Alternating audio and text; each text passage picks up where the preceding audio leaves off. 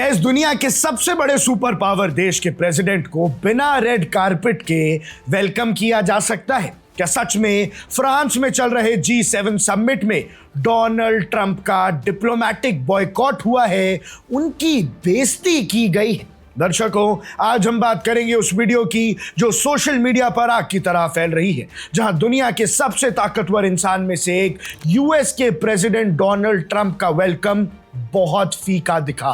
लोग पूछ रहे हैं कि क्या ट्रंप की सबके सामने बेइज्जती हो गई है और ईरान के साथ इस युद्ध के बाद जो फैसला निकला है उसके बाद यूएस की और खास करके डोनाल्ड ट्रंप की इज्जत दुनिया भर के लीडर्स में अब कम हो गई है। आज की इस वीडियो में हम इस पूरी कहानी के पीछे की डिप्लोमैटिक रियलिटी को समझेंगे। स्टोरी शुरू होती है फ्रांस के खूबसूरत लेक साइड रिजॉर्ट एवियान ले बैस से, जहां इस साल का G7 समिट चल रहा है। किसी भी देश के प्रेसिडेंट जब आते हैं तो उम्मीद होती है कि ग्रैंड वेलकम होगा, रेड कारपेट होगा, गार्ड ऑफ ऑनर होगा, बड़ी सी मुस्कान होगी। लेकिन जैसे ही डोनाल्ड ट्रंप का एयरक्राफ्ट फ्रांस में लैंड हुआ, इंटरनेट पर एक अजीब सा सन्नाटा फैल गया। फुटेज जो सामने आई उसमें ना तो कोई रेड कारपेट था, ना कोई बड़ा नेता मिलने पहुंचा था।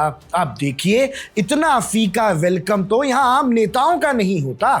भैया, एक बेहद अंडरस्टेटेड सिंपल सी अराइवल सेरेमनी दिखाती है कि ट्रंप को वो इज्जत नहीं दी गई जो आमतौर पर एक अमेरिकी प्रेसिडेंट को मिलनी चाहिए।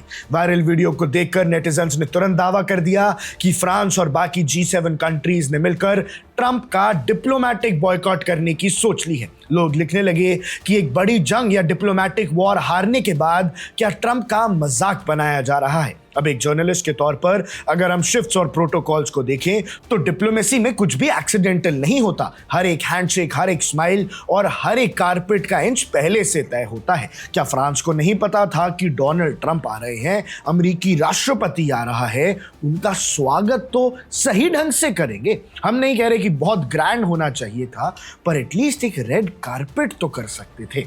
दर्शकों, ट्रंप की ह्यूमिलिएशन तो हुई है और दुनिया को यह बात नजर आ रही है। अब आते हैं इस कहानी के सबसे बड़े और ड्रामेटिक हिस्से पर।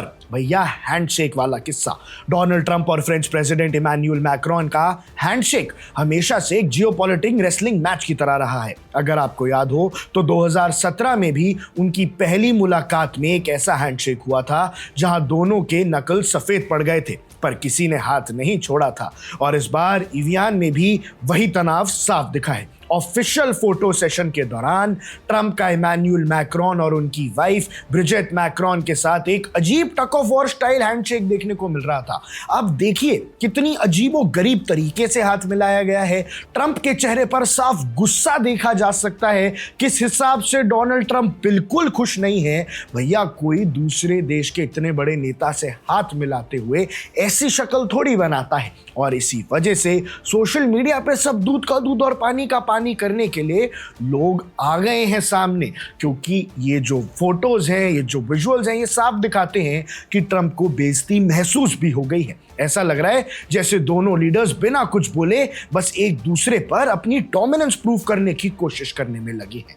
ये बात सिर्फ हाथ मिलाने तक ही नहीं रुकी। तनाव अब और बढ़ गया है जब मीटिंग्स के दौरान दोनों के बीच पुरानी जियोपॉलिटिकल कड़वाहट खुलकर सामने आने लगी। तो आखिर ये तनाव शुरू कहां से हुआ? इसके पीछे तीन बड़े रीजंस हैं। एक तो भैया ट्रेड एंड टैरिफ्स, जहां पर डोनाल्ड ट्रंप ने अपनी अमेरिका फर्स्ट पॉलिसी के तहत यूरोपियन स्टील और एल्यूमिनियम पर भारी टैरिफ्स लगा दिए, जिसे मैक्रोन ने खुलकर ब्रूटल और अनफाउंडेड कहा था। दूसरे सबसे बड़ा मुद्दा है नेटो अलायंस और ईरान वॉर। हाल ही में शुरू हुई ईरान वॉर को लेकर ट्रंप ने मिक्स सिग्नल्स दिए और यूरोपियंस पर ताना कसा कि वो जरूरत के वक्त मदद नहीं कर रहे। इस बात पर मैक्रोन ने शार्प क्रिटिसिज्म करते हुए कहा था कि हमें स्टेबिलिटी और पीस चाहिए, ऐसी भाषा एलिगेंट नहीं है। और तीसरा पॉइंट है द यूक्रेन रियलिटी चेक। कुछ ही समय पहले जब मैक्रोन व्हाइट हाउस गए थे तो ट्रंप ने पब्लिकली सजेस्ट किया कि यूरोप को यूक्रेन पर खर्च किया पैसा वापस मिलना चाहिए। तब मैक्रोन ने मुस्कुराते हुए ट्रंप का हाथ पकड़ा